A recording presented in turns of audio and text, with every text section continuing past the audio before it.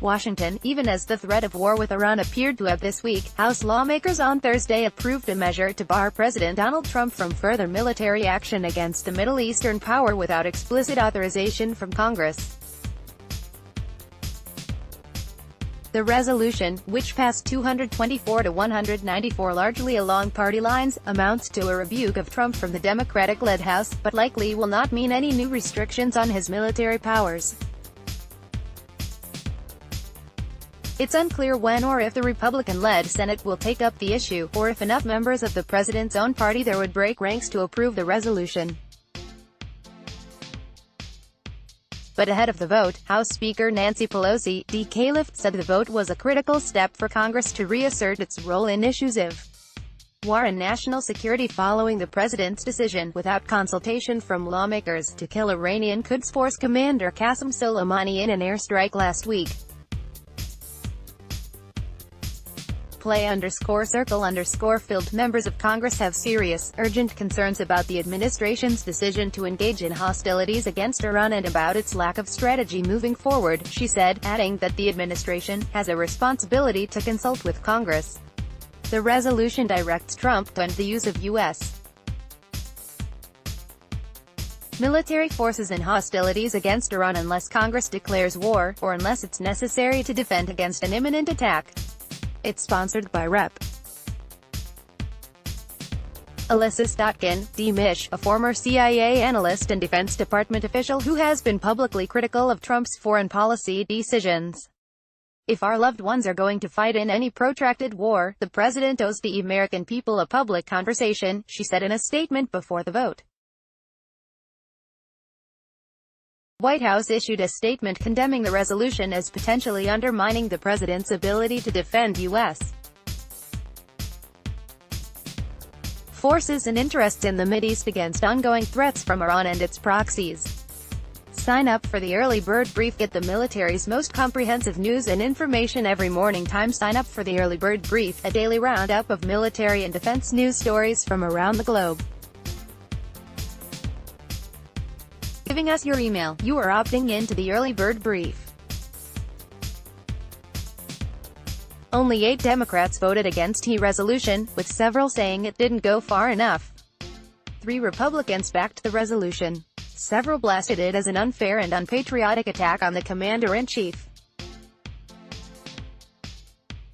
This is a meaningless vote that only sends the wrong message, that the House Democrats would rather stand with their socialist base than stand against Iran, said House Minority Leader Kevin McCarthy, R. Califf.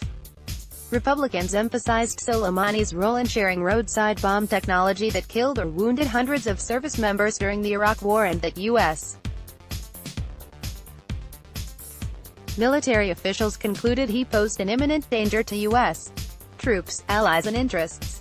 The president had a duty to act. And I, for one, would be screaming from the rooftops if he had not taken appropriate action, said Rep. Michael Waltz, our Florida, and a former Green Beret. I am thankful for his leadership to take this monster out. Frankly, this should have been done a long time ago. It astounds me that this is up for debate. The process is complicated because House Republican leaders argue the legislative vehicle for the resolution makes it non-binding and say it would not receive an automatic vote in the Senate. House Democratic leaders argue the opposite, and aides concede a court may have to decide whether the resolution would have the force of law. Play_circle_filled. Meanwhile, in the Senate, several members have already introduced similar proposals to rein in Trump's ability to attack Iran. If passed, those could receive a fast-track vote in the House. Sen. Bernie Sanders, IVT, and a leading Democratic presidential candidate, on Thursday unveiled a new resolution to potentially defund any U.S. military action against Iran. A similar measure passed the House with bipartisan support in July, but it was stripped from the 2020 defense policy bill before it was enacted. The war in Iraq was the worst foreign policy blunder in the modern history of our country, Sanders said. We must learn from our mistakes, not repeat them.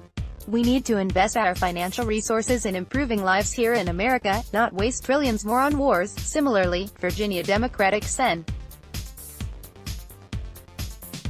Tim Kaine, who has been pushing for congressional action on presidential military authorities for years, this week introduced a War Powers resolution to require any action against Iran be explicitly authorized by a declaration of war or new authorization for use of military force. It also would allow U.S. leaders to defend the country from an imminent attack. The measure received a dramatic boost on Wednesday when a pair of Republican senators, Mike Lee from Utah and Rand Paul from Kentucky, announced they would support the plan. Republicans hold 53 seats in the Senate to the Democrats' 47, and only 51 votes are needed to approve the resolution. Lee's support came after lead officials from the Pentagon, CIA and State Department delivered briefings to lawmakers on Wednesday about the Soleimani killing and ensuing missile attack by Iran on U.S. military facilities in the region. Lee and Paul called the briefing insulting and demeaning for officials' unwillingness to honestly discuss the repercussions of a military conflict with Iran. Kaine said he is optimistic about his measure's chances. "We're at the brink of war, so I think the stakes are much higher now," Kaine said. "You know, most of us have families who are at home for Christmas and got a surprise note that they were being deployed to the Middle East, after multiple deployments. So I would argue the fact that it's very real might increase the numbers of Republican supporters." Kaine was also optimistic that Trump might abide by his resolution, even if it does not win by a veto-proof majority. "If he sees a strong vote on this, and it goes to him, it's an expression of what we're hearing from constituents, what we're seeing in polls, that Americans don't want to be in another war, they don't want to be rushed into war," Kaine said. Still, most Republicans in the Senate have been supportive of the president's recent actions in the Middle East, especially his decision to kill Soleimani. Whether any of them will break ranks in coming days to support Kaine's proposal or other plans remains unclear. The President of the United States not only has the authority to act in self-defense but an obligation to do so, said Sen. Marco Rubio, our Florida. "This is about a strike that every single member of the President's national security team, including the chairman of Joint Chiefs, believes was necessary in order to prevent a near-term attack against Americans that could be lethal and catastrophic. Let's block ads. Why?